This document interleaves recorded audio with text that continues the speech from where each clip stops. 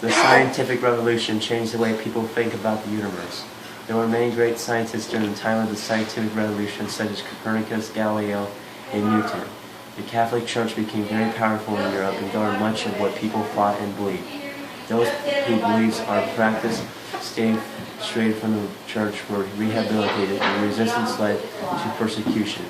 During the Renaissance, European scholars became exposed to knowledge and cultures cultivated in the Islamic world and other regions beyond their boundaries.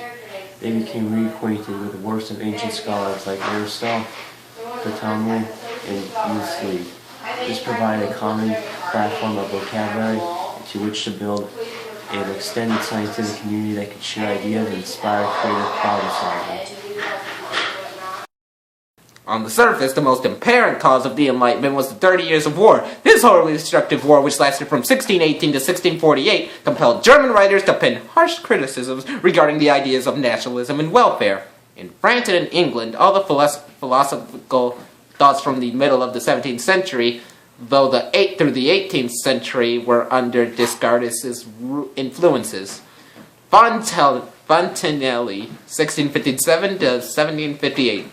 Interesting. The admirer of Descartes' physics and his radical rationalism threatened the Christianity in the established church. Bailey, 1647 to 1706. The English philosopher and political theorist John Locke laid much of the groundwork for the Enlightenment and made central contributions to the development of liberalism. Trained in medicine, he was a key advocate of the empirical approaches of the scientific revolution. The French of Enlightenment drew heavily on his ideas, as did the founding fathers of the American Revolution. Before his death on October 28, 1704, he would earn his title as the father of liberal philosophy.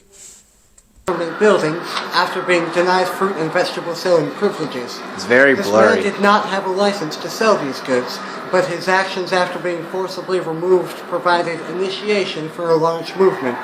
People in Tunisia began to revolt against government policy.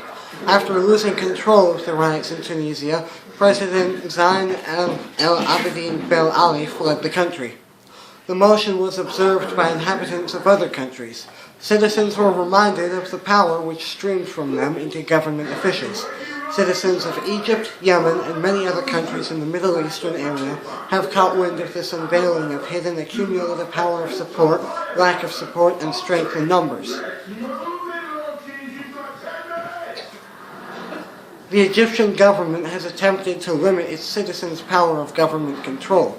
Egyptians are now required to submit documentation of protests 3 days prior to planned protests. These actions must detail the goals and specifications of protest. The required documents defeat the purpose of a government, according to John Locke. In his book, Two Treatises of Government, Locke explains that all men have natural rights, which are life, liberty, and property, and that the purpose of government was to protect. Locke states that if government does not protect these rights, and becomes bad for the people, then they have a right to revolution. If the purpose of government is to protect rights, the Egyptian government should not limit the ability to correct misguided officials. Middle-aged European intellectuals and philosophers, 16th century scientists, and Arab people have a common goal. All simply desire basic human rights. Middle-aged European intellectuals seek freedom from past texts. These past texts, such as the Bible, were not subject to scrutiny and provided no evidence.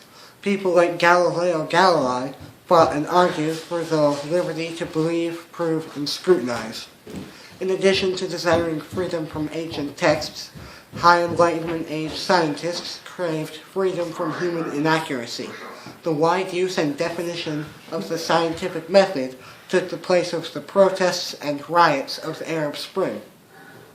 The scientific method was developed over time to account for human failure ability. Metaphysical realities often interfered with common factual belief. They still do today, but not to such an extent. Now, another major series of riots, protests, and victories have begun in the Middle East. Once again, a corrupt system has been recognized as an ineffectual effort at structure. Unfortunately, those in charge of the government and cultures in the Middle East are clinging to power. One by one, though, they are being deposed. A conclusion that can be drawn from this series of events is as follows. There will always be corrupt systems in human society. People will always make assumptions in exchange for progress, power, and control. Whether someone is clinging to knowledge of the past in an attempt to preserve a supposed knowledge of everything, attempting to simplify a common belief by preventing change, or simply performing a conceited attempt to retain power, a person with power based on nothing will spread any lie and create any problem to remain powerful. Our duty and tendency as humans is to remove these people.